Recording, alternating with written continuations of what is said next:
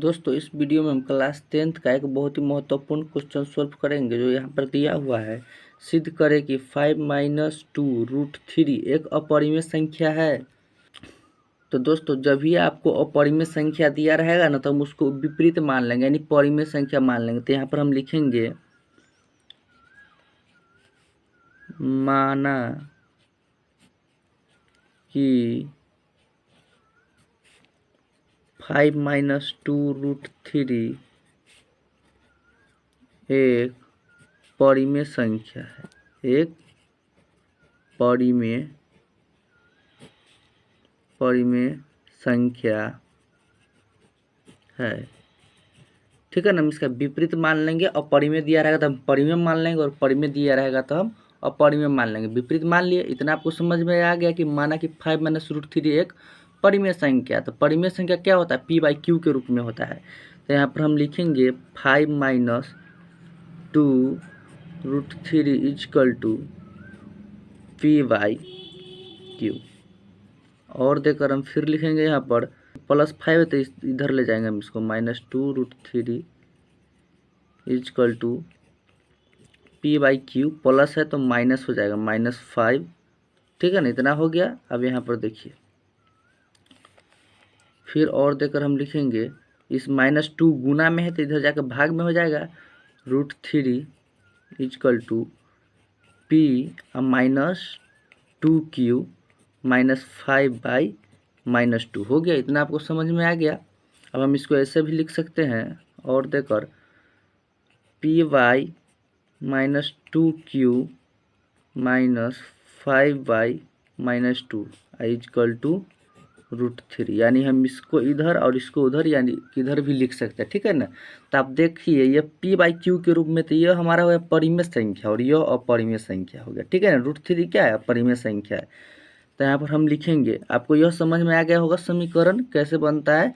ठीक है ना। अगर यहाँ पर अपरिमेय दिया रहा, अगर यहाँ पर परिमेय दिया रहता है और हम इसको अपरिमेय मानते तो इक्वल टू में क्या लिखते? p/q नहीं लिखते, क्योंकि अपरिमेय संख्या p/q के रूप में नहीं होता है। तो हम a मान लेते उसकी जगह पर या r मान लेते, यानी इक्वल टू में a डाल देते या r डाल देते। यानी a to z के लेटर में से a to z के लेटर में से कुछ भी आप लेकर यहाँ पर डाल सकते थे। ठीक है ना, इतना आपको समझ में आ गया होगा आई होप। तो यहाँ पर देखिए हम लिखेंगे हम पाते हैं कि परिमेय संख्या इक्वल टू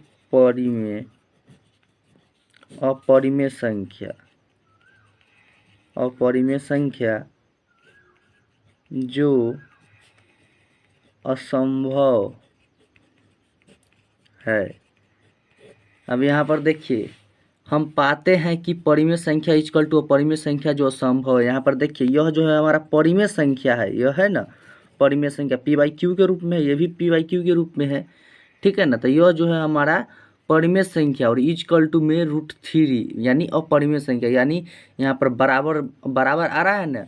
हम पाते हैं कि परिमेय संख्या इक्वल टू अपरिमेय संख्या जो संभव नहीं, यानी परिमेय संख्या के बराबर अपरिमेय संख्या जिंदगी में कभी नहीं हो सकता है और अपरिमेय संख्या के बराबर परिमेय संख्या जिंदगी में बराबर कभी नहीं हो सकता। ठीक है, दोनों आपस में कभी नहीं मिल सकता है, बराबर नहीं हो सकता है जिंदगी में। ठीक है ना, परिमेय संख्या इक्वल टू अपरिमेय संख्या जिंदगी में कभी नहीं हो सकता है, अपरिमेय संख्या इक्वल टू परिमेय संख्या जिंदगी में कभी नहीं हो सकता है। तो यहाँ पर इसीलिए लिखे हम पाते हैं कि परिमेय संख्या इक्वल टू अपरिमेय संख्या जो संभव नहीं है।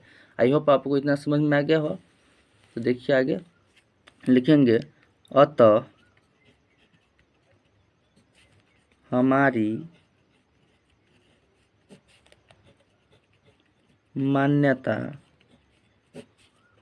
गलत है। यहाँ पर देखिए इसलिए लिखे अतः हमारी मान्यता गलत है। यहाँ पर हम माने थे ना 5-2√3 एक परिमेय संख्या, तो यह हमारा मान्यता जो है ना, यह हमारा मान्यता गलत है। ठीक है ना, हम यहाँ पर लिखेंगे अतः हमारी मान्यता गलत है। 5-2√3 एक अपरिमेय संख्या है। अपरिमेय संख्या है।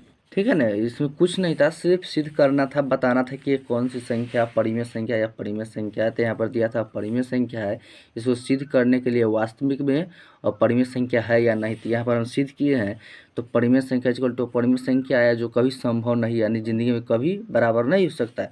इसीलिए अतः हमारी मान्यता गलत है, 5-2√3 और परिमेय संख्या ही है। ठीक है ना, तो इतना समझ में आ गया। तो आई होप आपको यह, और हमारे चैनल को सब्सक्राइब भी कर दे। चलिए मिलते हैं नेक्स्ट वीडियो में।